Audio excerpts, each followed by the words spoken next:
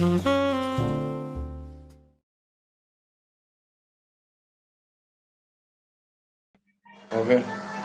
Saudara, mari kita berdoa sebelum mendengarkan firman Tuhan sekali lagi. Terima kasih ya Tuhan, pada malam ini sekali lagi Tuhan memberikan suatu kesempatan untuk kami bisa menyampaikan firman Tuhan mengenai seri doa seri yang terakhir dari 5 sesi. Biarlah semuanya apa yang kami sampaikan adalah kebenaran-kebenaran firman Tuhan yang membuat ada banyak wawasan-wawasan untuk mengetahui arti doa. Terima kasih Bapak, berkati rekaman ini supaya berjalan dengan baik. Tuhan memberkati dan menguasai semuanya. Dalam nama Tuhan Yesus, hamba berdoa dan mengucapkan syukur. Amin. Setelah bagian kelima ini, saya mencoba untuk berkhotbah mengenai doa. Yang kelima ini saya buat, apakah doa-doa syafaat, apa doa pengampunan dosa, apakah itu perlu di dalam suatu kebaktian gereja, sehingga akhir sesi 5 ini saya akan mencoba untuk menjelaskan kenapa suatu gereja itu harus sebelum satu kebaktian minta doa-doa pengampunan dosa sekaligus dengan doa-doa syafaat. Saya jelaskan satu persatu ya, nanti kita menuju pada yang lain, apa artinya doa lebih lanjut, saudara. Setelah di dalam doa pengampunan dosa sebelum kita memasuki suatu kebaktian, ataupun mungkin juga doa-doa secara pribadi juga sebelum saudara berdoa secara pribadi, baik itu doa pagi maupun doa malam, saudara. Memang kalau saya pribadi, kalau sebelum tidur terutama, sebelum saya berdoa lebih lanjut mengenai masalah doa-doa untuk keluarga saya, untuk pekerjaan, untuk hamba Tuhan, memang saya mengkhususkan bahwa saya minta ampun pada Tuhan. Ada satu pengampunan dosa, bahwa kita akui bahwa kita itu manusia yang lemah, sehingga saya tidak bisa berbuat apa-apa. Mungkinkah selama hidup dari pagi, siang, sore itu ada satu dosa-dosa yang kami tidak sengaja atau sengaja, besar atau kecil, macam-macam dosa itu, ada dosa aktif, dosa pasif, maupun dosa penyalahgunaan anggota tubuh kami.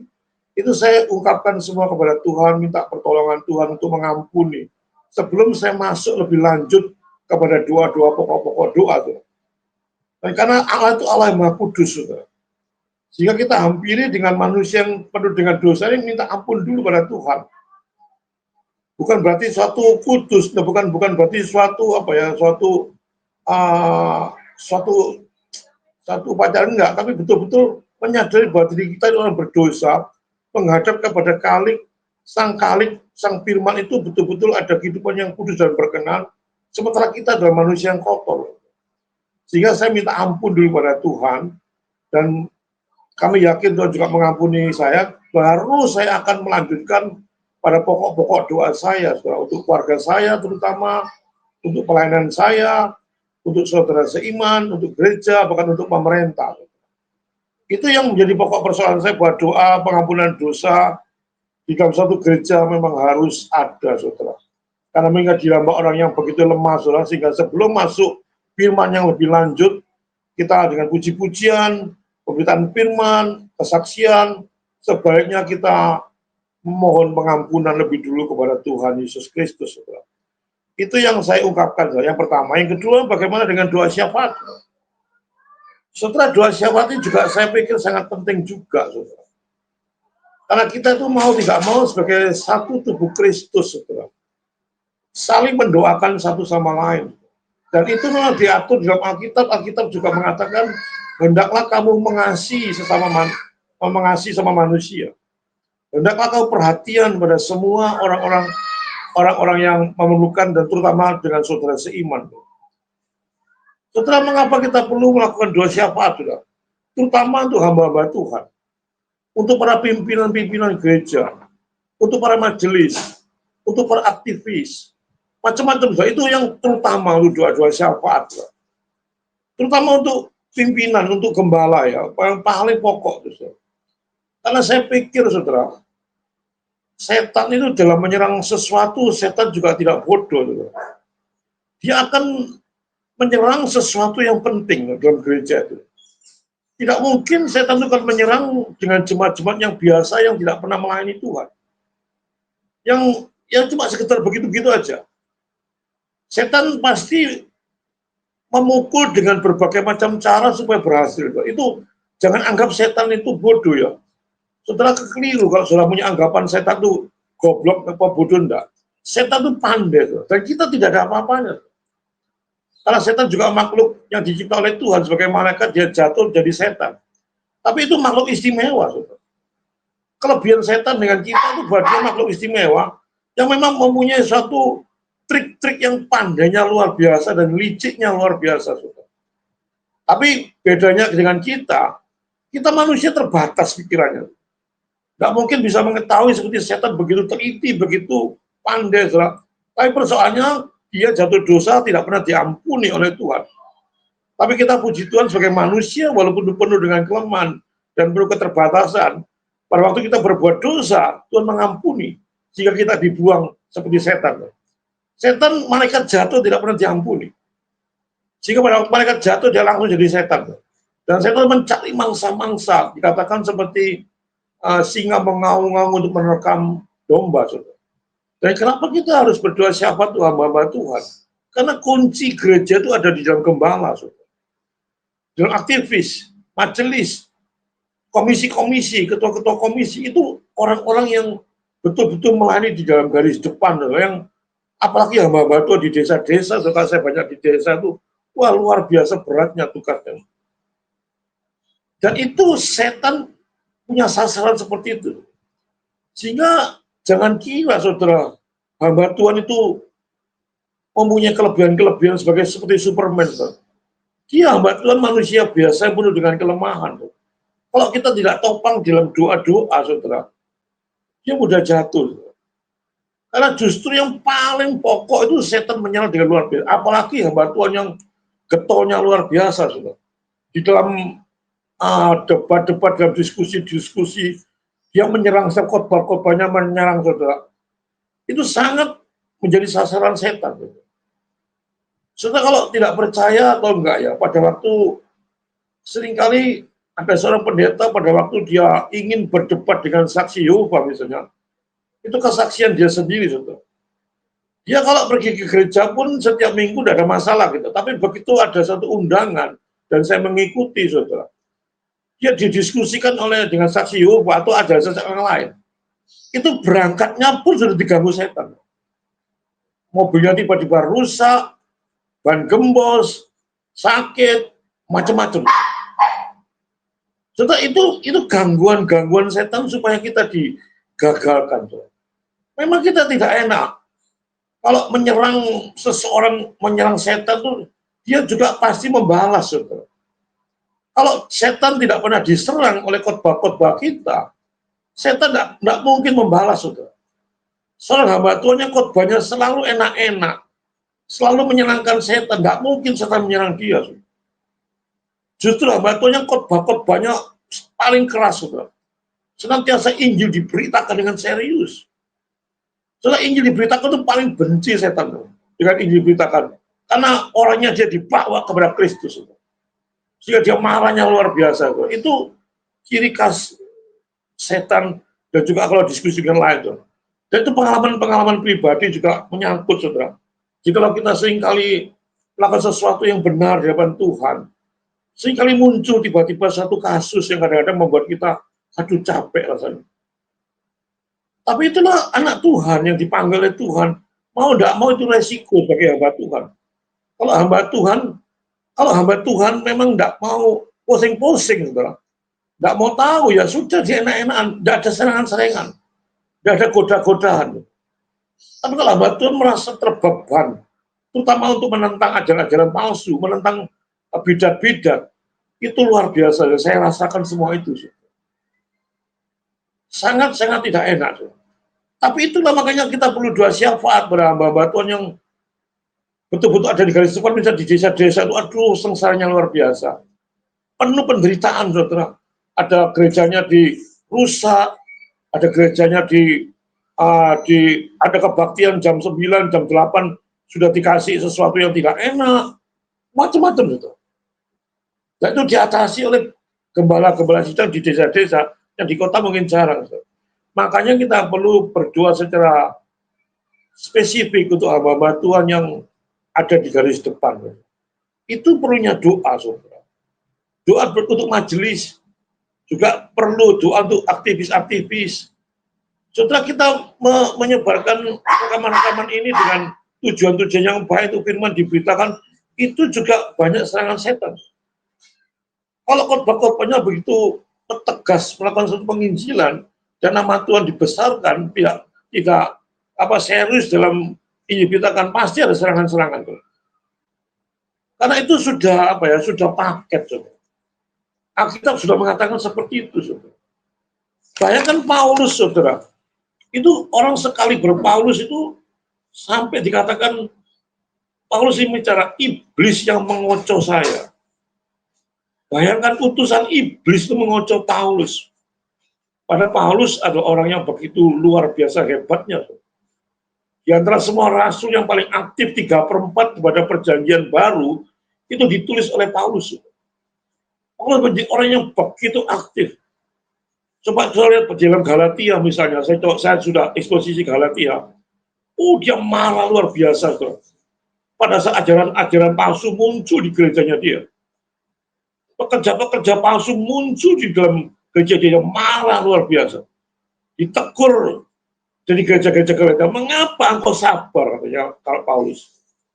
Mengapa sih kau diam saja melihat nabi-nabi palsu muncul di gerejamu? Bahkan kalau sudah jelas di Galatia mengatakan terkutuklah. Bahkan dikatakan malaikat pun terkutuk. Bahkan sampai nyebut malaikat berani, terkutuklah malaikat yang memberitakan Injil di luar Injil yang aku beritakan. Itu keras ngamati, saudara Paulus itu. Injil diberitakan oleh Paulus itu Injil yang lengkap, saudara. Dari Yesus datang ke dunia, dia rela datang ke dunia menjelma sebagai manusia, naturnya manusia dan Allah, dia menderita pada puncak dari kayu salib, dia bangkit pada ketiga, dia naik ke surga dulu karena Allah, dia datang lagi kedua kalinya. Itu lengkap diberitakan oleh Paulus. Dan Paulus di mana-mana ini diberitakan.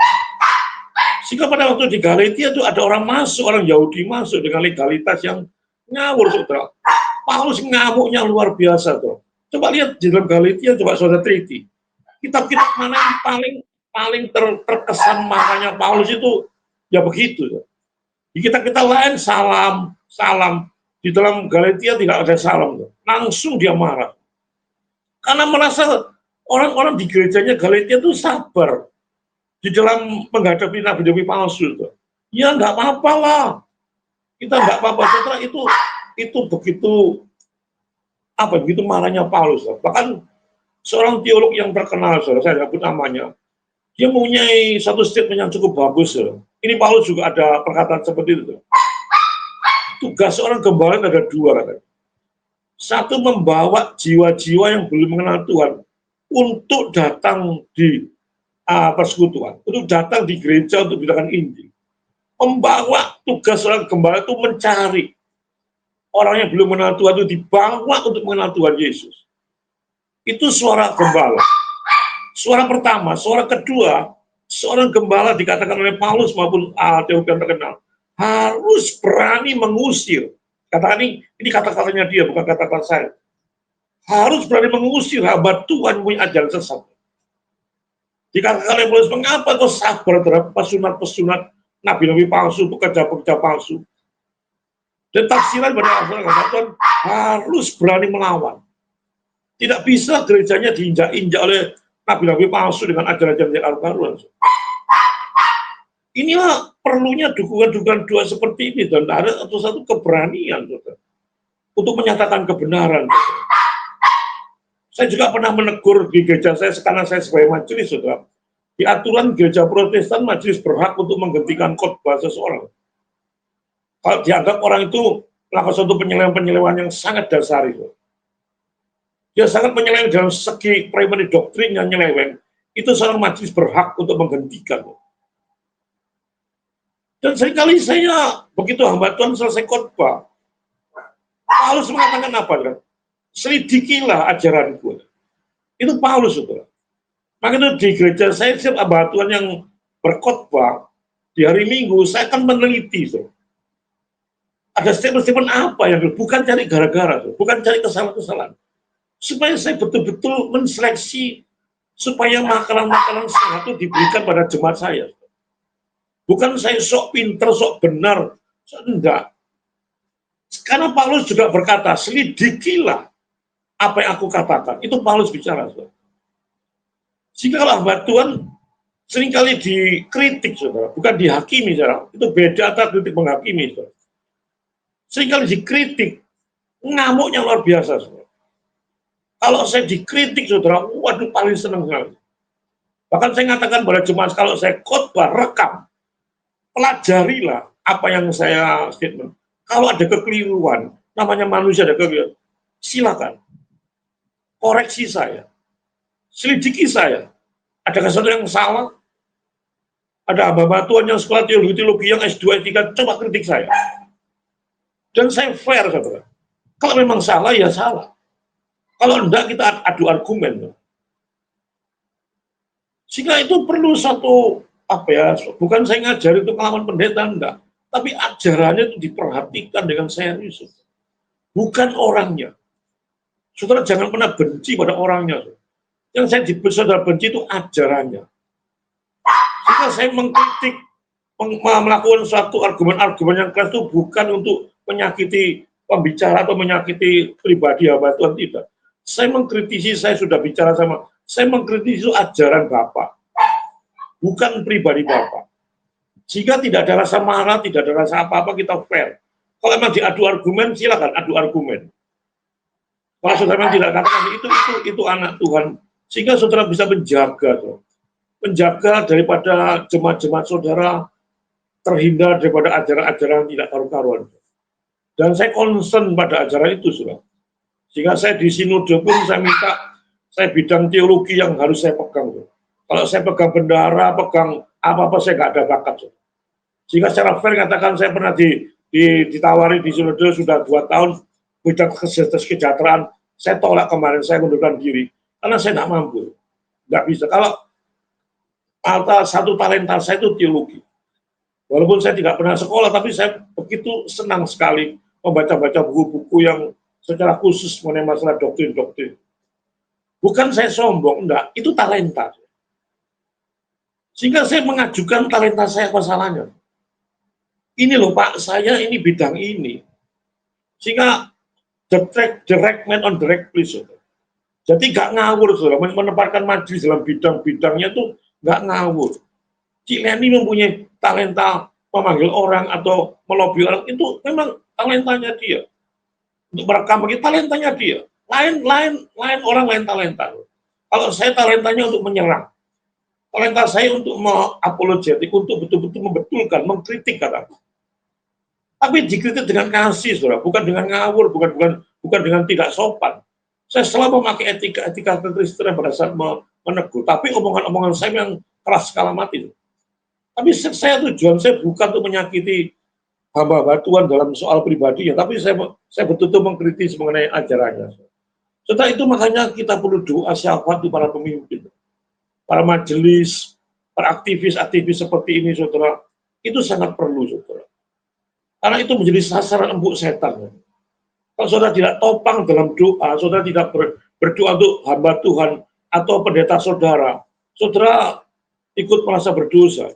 Karena serangan setan itu begitu luar biasa pada hamba Tuhan yang serius. Saudara. Butuh pertolongan dari doa-doa. Saudara Benny Graham pada waktu ditanya oleh seseorang, mengapa you berhasil dalam segala penginjilan, walaupun secara sederhana banyak orang bertobat. Saudara, dia tidak menjawab apa-apa, saudara.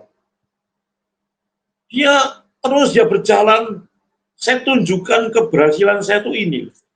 Dia berjalan, saudara-saudara, dia buka tirainya, saudara. Di belakang mimbar dia ada satu tirai, dibuka tirainya dia. Saudara tahu apa yang ada? Ada 200 orang berdoa syafaat untuk Benny Graham. Pada waktu Benny Graham itu menyampaikan KKR penginjilan. Dikatakan Benny Graham, inilah kunci keberhasilan. Bagaimana penginjilan itu bisa sampai pada orang dan orang banyak bertobat. Bukan karena kehebatan saya. Bukan karena saya menjadi orang terkenal. Ini karena 200 orang. Pada waktu dia berkhotbah, ada 200 orang berdoa untuk dia. Kekuatan doa itu luar biasa tuh. Saudara tahu Paulus pada waktu ditangkap di penjara, ada gereja mula-mula berdoa dengan sungguh-sungguh, akhirnya lolos. So, jangan main-main dengan kekuatan doa, saudara. Makin banyak orang berdoa, makin kekuatan yang serius. Dan itu mesti hamba Tuhan itu ditopang dengan doa. Jangan pikir hamba Tuhan itu kelihatannya hebat, tapi dalamnya itu kadang-kadang kita manusia penuh kelemahan. Kalau saudara tidak menghadapi fakta, salah satu enak. Kalau orang sudah tahu menghadapi fakta, rasanya tuh kesel, saudara. Capek, saudara, rasanya menghadapi serangan-serangan seperti itu. Tapi itulah memang satu panggilan, tidak bisa ditolak. Saudara tidak menginjili, tidak punya suatu kegiatan yang begitu hebat, Tuhan pukul saudara. Tuhan mempunyai satu pengalaman yang hebat sekali, dipukul setan. Jadi mundur kena, maju kena. Itulah keadaan hamba Tuhan. Sehingga saudara perlu berdoa dengan serius untuk hamba Tuhan itu. Itu yang doa-doa siapa, sehingga saya mengatakan dalam khotbah saya terakhir ini, saudara. Doa apapun dosa ada hal yang perlu karena kita manusia dengan kelemahan. Doa siapa juga perlu karena saudara lihat hamba Tuhan juga manusia biasa yang penuh juga kelemahan. Kita topang dalam doa-doa seperti itu. Saudara. Yesus pun mengatakan pagi-pagi dia keluar sendirian. Berdoa untuk murid-muridnya. Saudara, doa itu satu napas kehidupan. Saudara, saudara mumpung saya ingat saudara di dalam akhir khotbah saya bagian kelima nih. Ada orang bertanya, ini sekali lagi pertanyaan muncul saudara di dalam APA yang saya adakan. Kadang-kadang ada muncul saudara, bolehkah Pak Liman kita berdoa di hadapan jenazah? Ini sedikit keluar konteks, tapi masih menyangkut di dalam masalah doa. Soalnya ditanyakan oleh dia tuh, bolehkah sih Pak Liman kita berdoa pada waktu kita menghadapi pergi ke orang mati, kita hadap di depan peti mati, kita hormat sama peti matinya, kita berdoa sebanyak ke orang mati, bolehkah? Saudara, kalau ada orang bertanya demikian, saudara, saya juga melihat daripada sisi Alkitab, saudara. Jadi tidak sembarang menjawab boleh atau tidak boleh, saudara. Karena semua itu harus didasari suatu dasar. Saudara, menurut saya secara logika akal, ngapain sih itu? Apa gunanya sih itu? Bukan berarti kaku, enggak. Seperti saudara mengambil buah-buahan atau apa sesajen-sesajen, boleh apa enggak? Karena Paulus bilang, bukan masalah boleh tidak boleh, tapi apa gunanya gitu. Kalau itu menjadi batu sandungan orang lain, lebih baik juga lakukan lah. Dan lagi saudara, orang mati itu sudah selesai, saudara. Tidak perlu didoakan. Karena kesempatan orang itu selama hidup itu ada kesempatan. Tapi begitu dia menghembuskan nafas, itu 100% urusan Tuhan. Dan saudara tidak bisa melakukan sesuatu apapun, doa apapun, saudara. Tidak bisa untuk menggantar mereka. Dan ngapain saudara berdoa, saudara? Itu persoalannya, saudara. Bukan masalah boleh tidak boleh, tapi apa gunanya sih? Tidak ada gunanya. Untuk berdoa di hadapan jenazah dengan doa, apa yang didoakan? Saya punya saudara-saudara non-Kristen pada waktu hari raya Cina, Xinjia itu saya diajak ke kuburan. Tidak masalah bagi saya ke kuburan. Apa salahnya kita ke kuburan? Kalau kita mengenang orang tua saya. Tapi kalau suruh sembahyang, di depan kuburannya saya nolak. Itu bukan perkara boleh-boleh, tapi ngapain gitu. Kalau sudah mati, sudah mati. Tapi kan tidak mengerti, ya sudah kita jelaskan, dan ngerti, ya sudah daripada dengan saudara geger, ya sudah, yuk pergi ke kuburan, dipikir aku tidak ikut, wah, ya apa gitu sama orang tua, ya ikut aja. Yang penting saya makan, makannya yang enak-enak. Jadi perkara bukan masalah boleh apa enggak, tapi apa gunanya sih? Ikut ke kuburan, tidak ada masalah. So. Oh namanya kuburan itu. Ya kita kalau sudah menghormat enggak. Sehingga pertanyaan itu bukan diajukan pada saya boleh apa, tapi apa gunanya? Dan saudara mengerti firman Tuhan, kalau orang mati sudah bukan hak saudara untuk berdoa, semua urusan Tuhan. Ada lagi satu supaya saudara tahu, kalau ada yang belum tahu. Ada lagi penginjilan orang mati. Supaya ini juga ada satu poinnya dengan doa, saudara.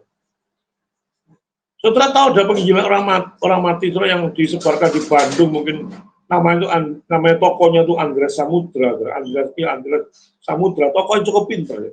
Orangnya jenius, saudara.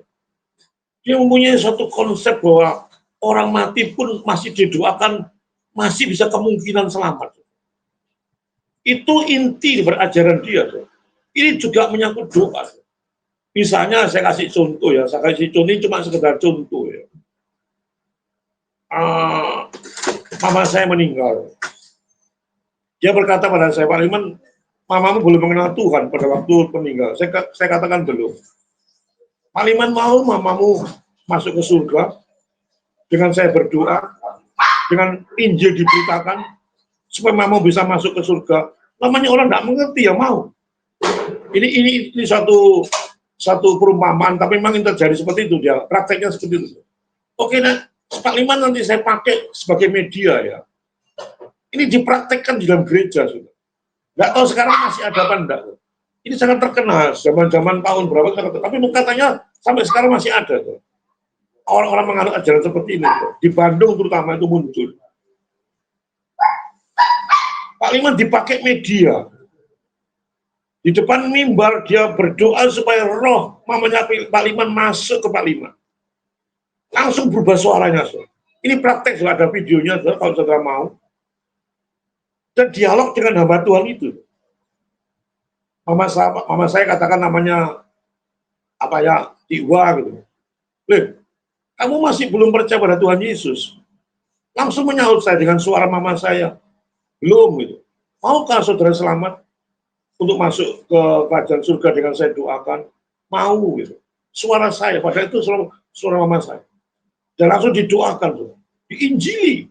Ini loh Yesus mati kayu salib, persis seperti penginjilan yang ada di dunia. Setelah itu, setelah penginjilan selesai, saya sadar. Saya sadar, saya kembali normal lagi, dan rohnya mama saya kembali ke atas lagi. Itu praktek daripada penginjilan orang mati.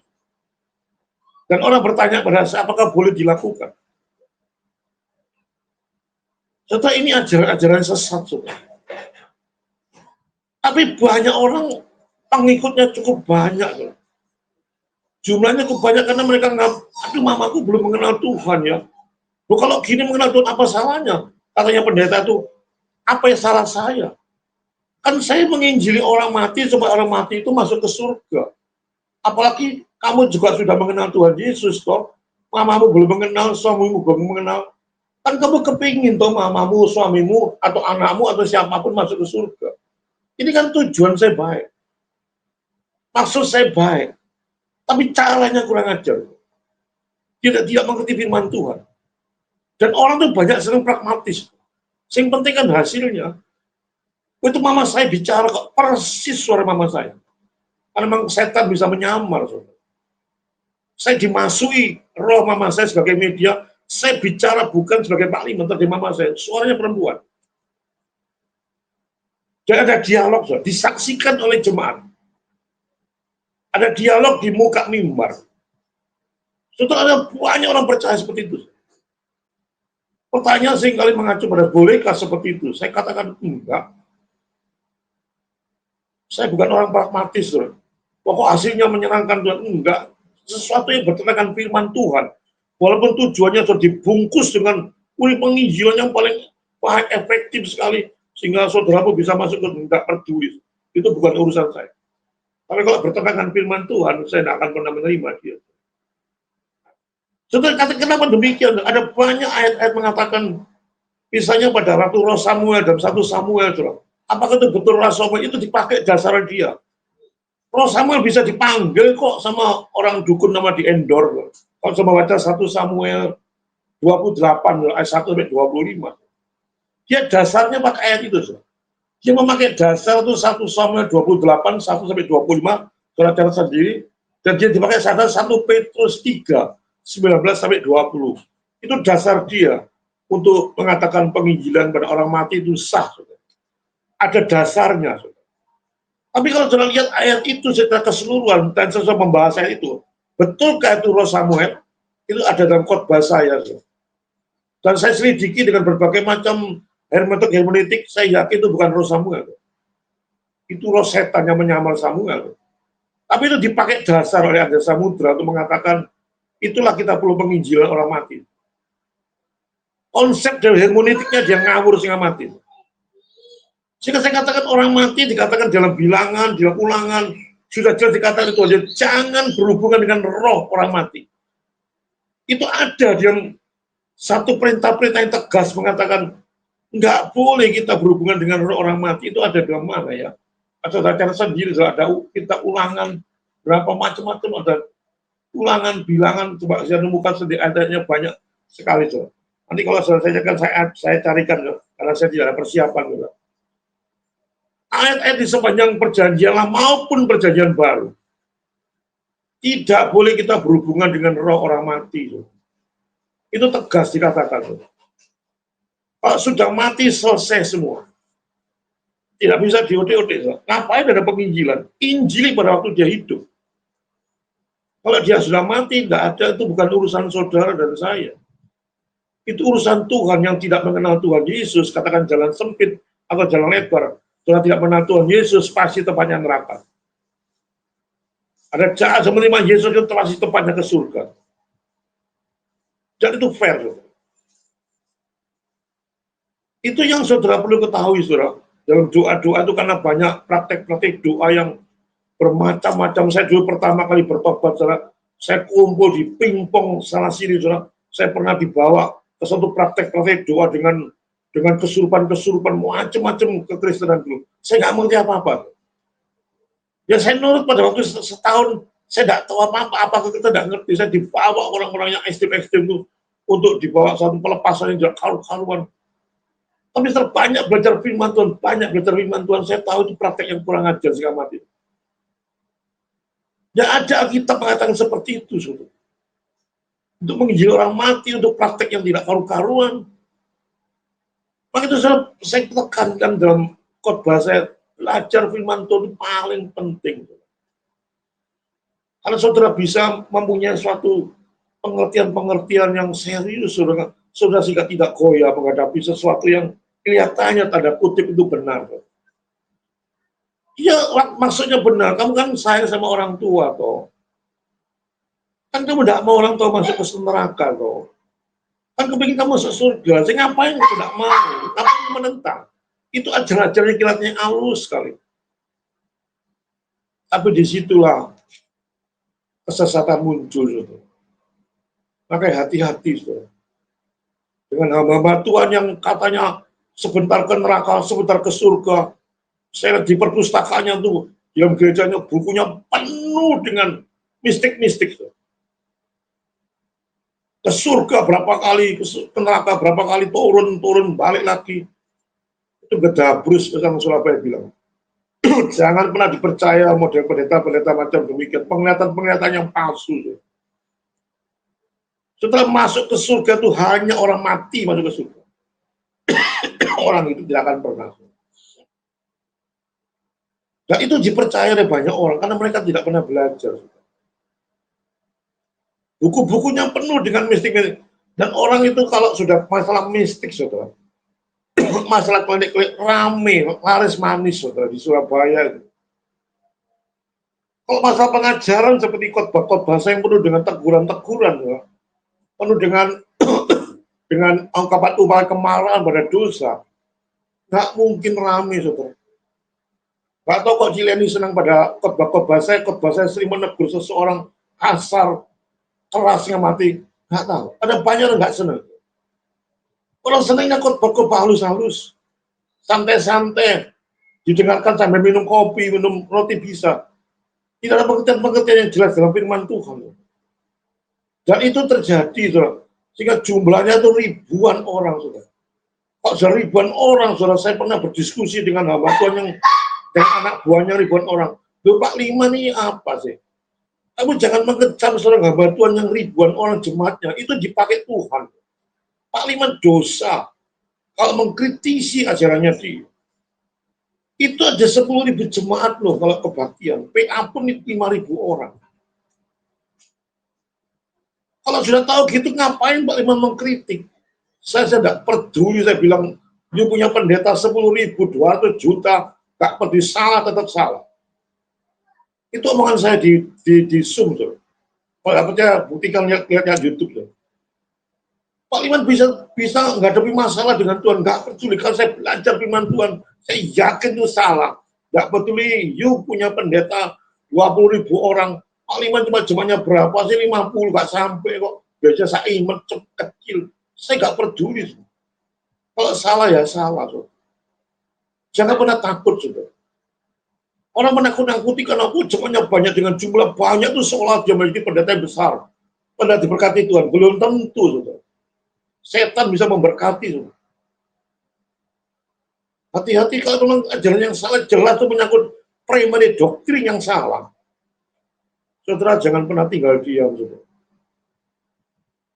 Di alil-alil liberal, saudara, saya pernah diskusi dengan orang liberal yang mengatakan Yesus Kristus bukan satu-satunya jalan. Ada banyak menuju ke Roma. 1,5 jam saya berdiskusi dengan dia. Karena pada waktu saya majelis, saya nggak peduli. Saudara. Dengan dia S3-nya luar biasa hebatnya, saya nggak peduli. Saya bukan orang pandai, dia orang pandai, tapi dia pandai keblinger. Dengan mengatakan dengan teori-teori yang macam-macam, dengan logika-logika, nggak mungkin Pak Iman kalau Yesus satu jalan. Bagaimana dengan orang-orang lain yang belum mengenal Tuhan Yesus? Kan Tuhan itu maha kasih, maha penyayang. Yang mati itu semua manusia. Dan semua manusia itu memang ada banyak menuju ke surga, kan jalannya sendiri. Untuk menuju ke tretes ada banyak jalan keprigen, kepandaan. Pokoknya kan jalannya beda-beda, pokoknya intinya sampai di tretes. Contoh itu bantahan-bantahan yang sering kali muncul seperti itu. Seolah Tuhan itu banyak jalan. Tidak tahu dalam Yohanes mengatakan, akulah jalan hidup kebenaran. Akulah. Berarti hanya melalui Yesus saudara masuk ke jalan menuju ke surga. Tidak ada seorang pun datang ke Bapa kecuali melalui aku. Itu ayat itu jelas. Saudara. Kalau sudah merasakan banyak datang ke surga melalui banyak orang, ya hapusin ayat itu. Di amandemen dulu ayat itu. Tapi itu tidak pernah di amandemen sampai sekarang pun itu sudah muncul di Alkitab. Dan saya percaya Alkitab daripada omongan saudara. Walaupun saudara S3 dengan teori-teori macam-macam, dengan bahasa Yunani yang hebat-hebat, dengan bahasa asing-asing, gak peduli. Saudara. Alkitab mengatakan, inilah aku jalan hidup kebenaran. Titik. Tidak ada bantahan di situ. Saudara. Sehingga saya punya konsep hanya Yesus Kristus lah. Satu-satunya Tuhan dan Juru Selamat untuk saudara masuk dalam kehidupan kekal. Di luar Tuhan Yesus, ada satu tempat, yaitu neraka yang saudara punya. Tegas saya kata demikian. Bukan terima, tidak apa-apa kita diskusi. Tapi itulah suatu keadaan yang saudara saya, supaya saudara tahu, saudara. Ada banyak penyelewengan yang terjadi di banyak ajaran karena saya banyak masuk di situ, sehingga pertanyaan-pertanyaan ini saya lontarkan di rekaman ini supaya saudara bisa mengerti ada banyak orang seperti ini. Saudara, biarlah firman yang singkat dalam akhir untuk satu tema berdoa ini membuat saudara makin mengerti. Ya. Mana yang saudara bisa lakukan, mana yang saudara tidak lakukan. Saudara tampak belajar firman Tuhan, saudara menjadi orang yang diombang-ambingkan oleh banyak rupa-rupa pengajaran. Kalau saudara mempunyai satu kenikmatan untuk belajar firman Tuhan, saudara seperti teguh tidak akan goyah. Seorang pemimpin yang tidak akan pernah goyah, walaupun diterpa banyak masalah, diterpa ombak yang begitu besar sekalipun, tidak akan goyang. Karena apa? Karena firman Tuhan. Bukan karena kehebatan sekotbah. Karena firman Tuhan masuk pada diri saudara dan saya. Sehingga pada saat saudara dihantam oleh berbagai macam cara, firman Tuhan muncul mengcounter. Itu hebatnya firman. Sesuatu yang tidak muncul pada waktu saya berdiskusi dengan orang non-Kristen. Gak tahu, saudara. Tiba-tiba itu muncul dalam benak pikiran saya. Sesuatu yang tidak saya pikirkan, muncul argumen-argumen yang saya pada waktu melihat rekaman itu kadang-kadang, kok bisa saya bicara demikian? Itulah kuasa Roh Kudus. Yang memberikan hikmat pada saya. Pada saat itu diskusi-diskusi yang begitu luar biasa, justru Roh Kudus bekerja luar biasa, bukan dengan kekuatan saya. Jika saya melihat sendiri kamar-kamar saya begitu heran. Kenapa saya bisa bicara demikian? Itu bukan karena kehebatan saya. Kenapa saya ingat ayat-ayat itu seketika? Itulah Tuhan yang bekerja, saudara. Akhir khotbah saya, saudara, dan penutup pada seri kelima ini, saudara. Sekali lagi saya tekankan, banyak belajar firman Tuhan. Banyak berdoa kepada Tuhan. Mendekatlah kepada Tuhan dengan serius. Ungkapkan segala sesuatu apapun problem saudara kepada Tuhan. Bukan kepada siapa-siapa. Hanya satu nama sumber kehidupan saudara saya. Yaitu pada Tuhan Yesus Kristus. Amin, saudara. Mari kita berdoa. Bapa di surga, terima kasih dan puji syukur. Kami bisa menyelesaikan seri kelima dalam doa-doa ini, Tuhan. Biar apa yang kami khotbahkan bisa menancap pada hati dan pikiran setiap pendengar. Mereka bertobat dengan sungguh-sungguh serius, menerima Yesus Kristus sebagai satu-satunya Tuhan dan Juru Selamat, menancap pada hati dan pikiran yang paling dalam. Terima kasih Bapak. Dalam nama Tuhan Yesus, saya berdoa dan mengucapkan syukur. Amin.